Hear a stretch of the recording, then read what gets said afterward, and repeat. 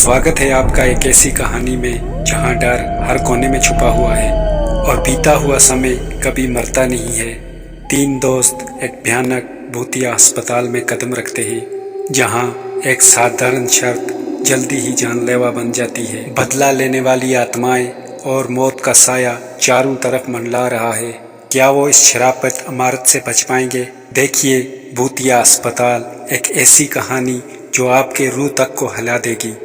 तो लाइट बंद कर लीजिए और आराम से बैठिए और खुद को तैयार कर लीजिए इस डरावनी यात्रा के लिए, क्योंकि कुछ अस्पताल ऐसे होते हैं जो कभी अपने मरीजों का इलाज करना बंद नहीं करते, यहाँ तक कि मौत के बाद भी। चार दोस्त अजय, रोहित, सीमा और नेहा एक यात्रा के लिए निकलते हैं। उनका प्लान एक जंगल पार करके दूसरे शहर तक जाना होता है। मौसम साफ था, लेकिन अचानक घना कोहरा छा जाता है और गाड़ी की हेडलाइट से भी मुश्किल से कुछ दिखाई देता है और वो गलत रास्ते पर पहुंच जाते हैं। जैसे ही वो रास्ता ढूंढने की कोशिश करते हैं, अचानक एक बड़े अस्पताल की धुंधली सी इमारत दिखाई देती है और ये अस्पताल बहुत ही पुराना और खंडर जैसा दिखता है।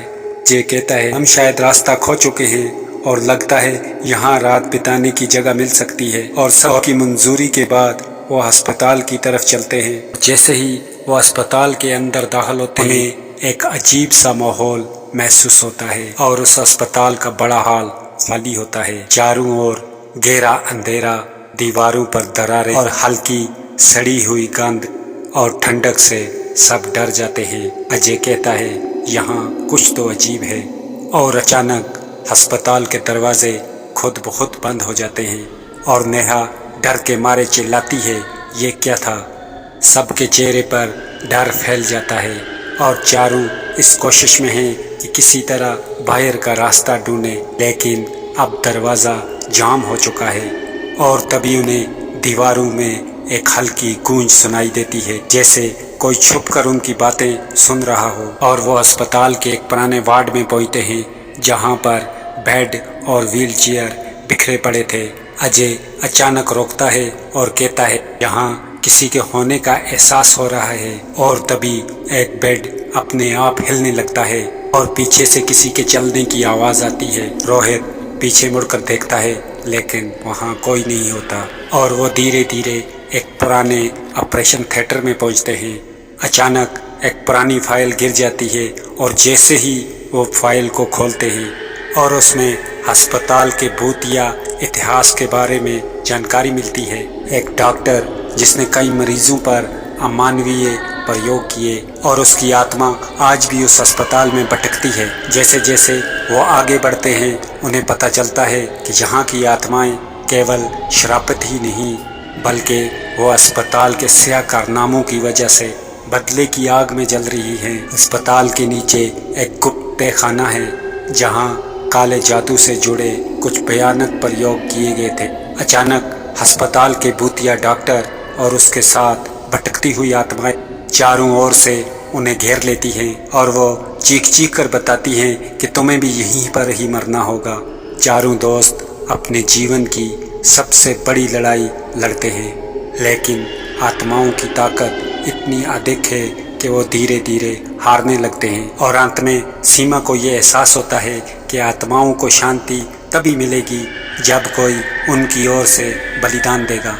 और वो अपनी जान देने का फैसला करती है ताकि बाकी के तीन दोस्त यहाँ से बचकर बाहर निकल सकें। रोहित उसे रोकने की कोशिश करता है, लेकिन सीमा कहती है ये हमारी आखिरी उम्मीद है। और सीमा के बलिदान के बाद आत्माएं आस्ता आस्ता शांत होने लगती हैं और अस्पताल में मौजूद बुरी आत्माएं गायब होने लगती हैं और बचे हुए तीन दोस्त बाहर निकलने का रास्ता पाते हैं। सूरज की पहली किरण अब अस्पताल पर पड़ती है और सुबह की रोशनी में उन तीनों के चेहरों पर एक नई उम्मीद दिखाई दे रही थी। और जैसे ही तीनों दोस्त गाड़ी में अस्पताल से दूर जाते हैं, गाड़ी में बैठे अजय की गाड़ी फिर से रुक जाती है। वो पीछे मुड़ के देखता है, लेकिन अब पीछे कुछ नहीं था। मगर अचानक गाड़ी के शीशे पर एक हाथ का निशान दिखाई देता है जो सीमा का था और सभी घबरा जाते हैं। गाड़ी चलते चलते अचानक रुक जाती है। अजय और रोहित दोनों परेशान हो जाते हैं। नेहा कहती है लगता है हमें लौट कर जाना होगा, लेकिन अजय कहता है नहीं, हमें आगे बढ़ना चाहिए। और गाड़ी में तभी एक अजीब सी हलचल महसूस होती है, जैसे कोई अंदर घुसने की कोशिश कर रहा हो। अजय और रोहित गाड़ी से बाहर निकलते हैं और वो अस्पताल की ओर बढ़ते हैं। नेहा कहती है क्या हम सच में लौट रहे हैं? और अजय कहता है हाँ, हमें ये पता करना होगा कि आखिर सीमा के साथ क्या हुआ। और जैसे ही वो अस्पताल के पास पहुंचते हैं, उन्हें फिर से वही आवाज़ें सुनाई देने लगती हैं और अब रात फिर से घेराती जा रही थी।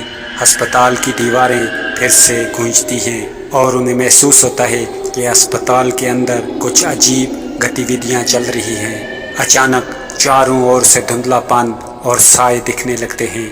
अजय जोर से चिल्लाता है सीमा, क्या तुम यहाँ हो? जैसे ही वो अंदर जाते हैं, उन्हें सीमा की आवाज़ सुनाई देती है। रोहित और अजय उस कमरे की ओर बढ़ते हैं, लेकिन अचानक डॉक्टर की आत्मा उनके सामने प्रकट होती है और वो चीखता है तुम्हें मेरी दवा नहीं मिल सकती। अजय और रोहित को समझ आता है कि सिर्फ एक ही रास्ता है कि उन्हें डॉक्टर की आत्मा का सामना करना होगा। रोहित खुद का बलिदान देने का फैसला करता है और वो अजय से कहता है तुम सीमा को बाहर ले जाओ, मैं इसे रोकने की कोशिश करता हूँ। और रोहित डॉक्टर की आत्मा से भिड़ जाता है और उसे अपने पूरे साहस से चुनौती देता है। और उसी समय अजय और सीमा अस्पताल से बाहर निकलने की कोशिश करते हैं और जैसे ही रोहित की चीख सुनाई देती है, अस्पताल में एक तेज रोशनी भर जाती है और सारी आत्माएं एक एक करके शांत हो जाती हैं। सुबह की पहली किरण आती है। अजय और सीमा गाड़ी में बैठे हैं और उनकी आंखों में आंसू है और एक नई उम्मीद भी है। अजय कहता है कि हमने उसे खो दिया, लेकिन उसकी यादें हमेशा हमारे साथ रहेंगी। और वो धीरे धीरे गाड़ी चलाते हैं और अस्पताल की जगह धीरे धीरे धुंध में विलीन हो जाती है। कुछ महीनों बाद अजय और सीमा अपने जीवन में आगे बढ़ते हैं।